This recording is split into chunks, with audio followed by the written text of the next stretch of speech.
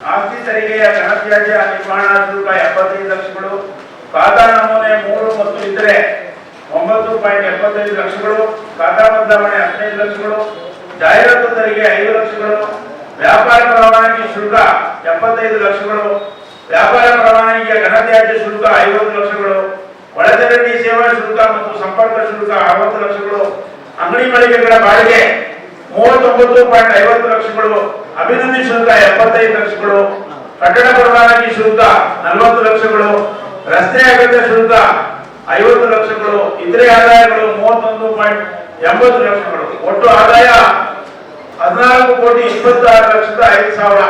ಇದು ನಾವು ಮಾಡಬೇಕು ಅನ್ನೋ ಒಂದು ನಿರೀಕ್ಷೆ ಇಟ್ಕೊಂಡಿದ್ದೇವೆ. ಅನುದಾನಗಳು ಎಸ್ಎಫ್ಸಿ ವೇತನ ಅನುದಾನ 689 ಲಕ್ಷಗಳು, ಎಸ್ಎಫ್ಸಿ ಮುಕ್ತ ನಿಧಿ 183.54 ಲಕ್ಷಗಳು, ಎಸ್ಎಫ್ಸಿ ವಿದ್ಯುತ್ ಶಕ್ತಿ ಅನುದಾನ 784 ಲಕ್ಷಗಳು, ಎಸ್ಎಫ್ಸಿ ಕುಡಿಯುವ ನೀರಿನ ಅನುದಾನ 10 ಲಕ್ಷಗಳು, ಎಸ್ಎಫ್ಸಿ ವಿಶೇಷ ಅನುದಾನ 5 ಲಕ್ಷಗಳು, ನೇನಮ್ ಅಮೃತ್ ಮಿತ್ರ ಅನುದಾನ 10 ಲಕ್ಷಗಳು, 15ನೇ ಹಣಕಾಸು ಅನುದಾನ 474 ಲಕ್ಷಗಳು, ಸ್ವಚ್ಛ ಭಾರತ್ ಮಿಷನ್ ಯೋಜನೆ 75 ಲಕ್ಷಗಳು, ಕೆರೆಗಳ ಅಭಿವೃದ್ಧಿ ಮತ್ತು ಉದ್ಯಾನವನ 50 ಲಕ್ಷಗಳು, ಯುಎಡಿಎಫ್ ಅನುದಾನ 2,500 ಲಕ್ಷಗಳು.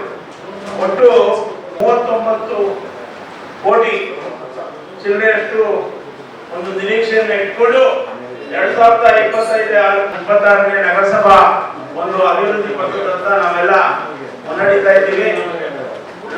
ನಮ್ಮೆಲ್ಲರ ಸಹಕಾರ, ನಮ್ಮ ಮಾಧ್ಯಮ ಮಿತ್ರರ ಸರ್ಕಾರ, ರಾಮನಗರ ಜನತೆಯ ಸಹಕಾರವನ್ನು ನಿರೀಕ್ಷಿಸುತ್ತಾ ಮುಂದಿನ ರಾಮನಗರ ನಗರವನ್ನ ಭವ್ಯ ರಾಮನಗರವನ್ನಾಗಿ, ಒಳ್ಳೆ ಸುಂದರ ರಾಮನಗರವನ್ನಾಗಿ, ಸ್ವಚ್ಛ ರಾಮನಗರವನ್ನಾಗಿ, ಪರಿಸರ ಸ್ನೇಹಿ ರಾಮನಗರವನ್ನಾಗಿ ಮಾಡಲು ನಾವೆಲ್ಲ ಸಂಕಲ್ಪ ತಗೊಳ್ಳೋಣ ಅಂತೇಳಿ ನಮಗೆ ಈ ಬಜೆಟ್ ಮಾಡಿಸೋದಕ್ಕೆ ಅವಕಾಶ ಕೊಟ್ಟಿದ್ದಕ್ಕೆ ತಮ್ಮೆಲ್ಲರ ವಂದಿಸಿ ನನ್ನ ಮಾತುಗಳನ್ನು ಮುಗಿಸ್ತೇನೆ. ಜೈ ಹಿಂದ್, ಜೈ ಭೀಮ್, ಜೈ ಕರ್ನಾಟಕ.